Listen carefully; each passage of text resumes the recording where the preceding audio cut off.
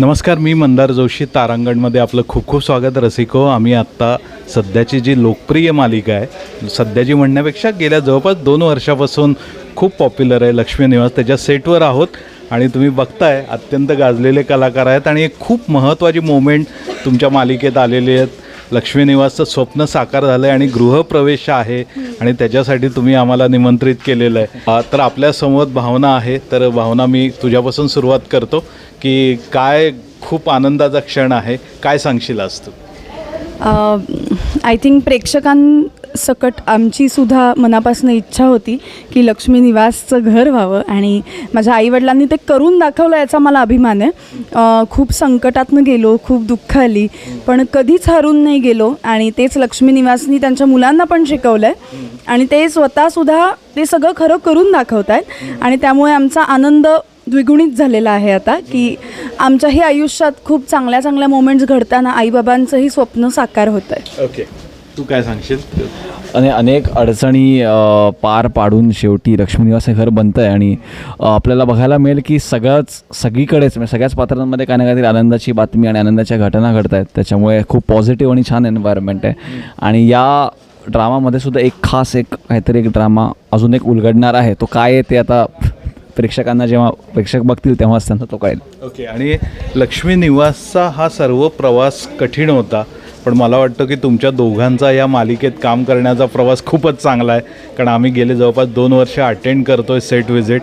काय मेमरीज आहेत तुझ्या आत्तापर्यंतच्या, लक्षात राहिलेल्या कोणकोणत्या गोष्टी आहेत? असं म्हणजे खरं तर प्रत्येक गोष्ट आपल्या लक्षात राहते, पण पावसाळा खास करून लक्षात आहे, कारण का ह्याच दिवसांमध्ये पहिल्यांदा लक्ष्मी निवासचं शूटिंग सुरू झालं होतं आणि हा सेट पहिल्यांदा बघितला होता. ॲक्च्युली पहिल्यांदा ही लँड असताना इथे आलो होतो आम्ही भूमिपूजनासाठी आणि आता 2 वर्षांनंतर असं पूर्ण त्याचं झाड फुललेलं दिसतं आहे आपल्याला आणि सेटचं पूर्ण रूप पालटलं आहे. आजूबाजूला आमचे लोक अजून वाढत चाललेत, त्यामुळे जुन्या आठवणी जास्त येतात की कशी सुरुवात केली होती, आता कुठे येऊन पोचलो आहे. इथे लक्ष्मी निवासचं एक स्वप्न याच अशाच पावसात आम्ही शूट केलं आहे की आईबाबांना खूप इच्छा आहे आपलं घर कधी बनेल याची, आणि कट टू हे 2 वर्षांनंतरचा हा पावसाळा जेव्हा हे सगळं साकार होतं आहे तर पुन्हा पहिल्या दिवसांच्या आठवणी जाग्या झाल्या आहेत. ओके, तुझ्या काय? अक्षय ॲक्च्युली चांगला मुद्दा बोलली. 2 वर्षापूर्वी ॲक्च्युली पावसाळाच होता जेव्हा भूमिपूजन झालं होतं आणि तेव्हा या अख्ख्या एरियामध्ये यायला मला असं बापरे कुठे इथे चिखलातून यायला, आणि फक्त जमीन होती खरं सांगू तर. आणि आता हा अख्खा एरिया म्हणजे रस्ते सगळ्या इतका असा हां आणि सगळं होमली झाला एवढा सगळं की तो आपला ते खूप जास्त कनेक्टेड वाटतंय की 2 वर्षांनंतर. हो, नक्कीच नक्कीच नक्कीच. पहिलं घर हे आम्ही फक्त झोपायला घरी जातो. कधी बाहेरच्या रस्त्यांवर चालताना पण असं वाटतं बापरे कुठे आलो, ही गल्ली येते, कसं येणार रोज. पण आता ते रस्ते हे सगळंच अख्खं हे एवढं फॅमिलियर झालं की आम्ही 5-6 दिवस नसलो इथे की मग थोडंसं कसं तरी व्हायला होतं. आणि या घरातले तुमचे जे सदस्य आहेत, तुमचं बॉन्डिंग खूप छान आहे. प्रत्येकाचं एकमेकांबरोबरचं रिलेशन म्हणजे ते अगदी बघण्यासारखं आहे. तर खूप नवीन नाती निर्माण झाली असतील ना ह्या सगळ्या ओव्हर दी पिरियड्स? हो, ऑफकोर्स. मला असं वाटतं की सगळ्यात कमाल गोष्ट हीच आहे की आम्ही सगळे ना खूप चांगले मित्र झालो. म्हणजे कुठलाही नवीन शो सुरू करताना आपण पात्र साकारतच असतो, पण बॅक टू कॅमेरा आपण काय बॉन्ड तयार करतोय त्यावर तुमचं पात्र पण फुलत जातं. तर आम्हाला असं सगळ्यांनाच कायम वाटतं की असे खूप कमी प्रोजेक्ट्स असतात ज्याच्यामध्ये असे सगळे एकदम जेल होऊन जातात.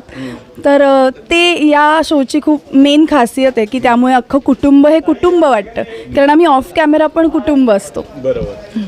तुझी काय? नाही, नक्कीच, कारण एवढे कॅरेक्टर्स आहेत या शोमध्ये.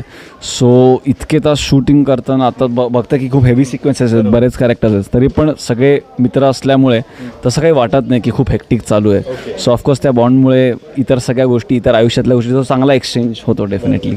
ओके, एक शेवटचाच प्रश्न घेतो की हा गृहप्रवेशाचा तुमचा प्रसंग आहे, पण मला तुम्हाला विचारायचं आहे की प्रत्येकाच्या आयुष्यात घर हा फार महत्त्वाचा कॉन्सेप्ट असतो. अगदी लहानपणापासून आपण आईवडिलांचं घर, मग आपलं स्वतःचं घर, अशी वेगवेगळ्या घरांच्या आठवणी आहेत. तर तुला या निमित्ताने घराबद्दल काय सांगायचं, कोणती आठवण तुला शेअर करावीशी वाटते? आय थिंक प्रत्येक माणसाला एकदा तरी आयुष्यात घर घ्यायचंच असतं. म्हणजे जसं तुम्ही म्हणालात की आधी आईवडिलांचं असतं, मग आपण आपलं करायच्या प्रयत्नात असतो. तर मला असं वाटतं की लक्ष्मी निवासचं जसं स्वप्न पूर्ण झालं आहे तसं प्रत्येकाचं घराचं स्वप्न पूर्ण झालंच पाहिजे. आणि आठवणी आय थिंक सगळ्या घरांच्या असतातच, पण मला माझ्या लहानपणीची घराची आठवण म्हणजे सदाशिव पेठेतलं घर आणि तिकडचा आवार, सगळं तिकडचं कल्चर. सो ते अजूनही घर आहे, माझे आईबाबा तिथेच राहतात आणि ते कधीच मनातनं पुसलं नाही जाणार. मध्ये मध्ये तिला येते आठवण. तुझी काय आठवण?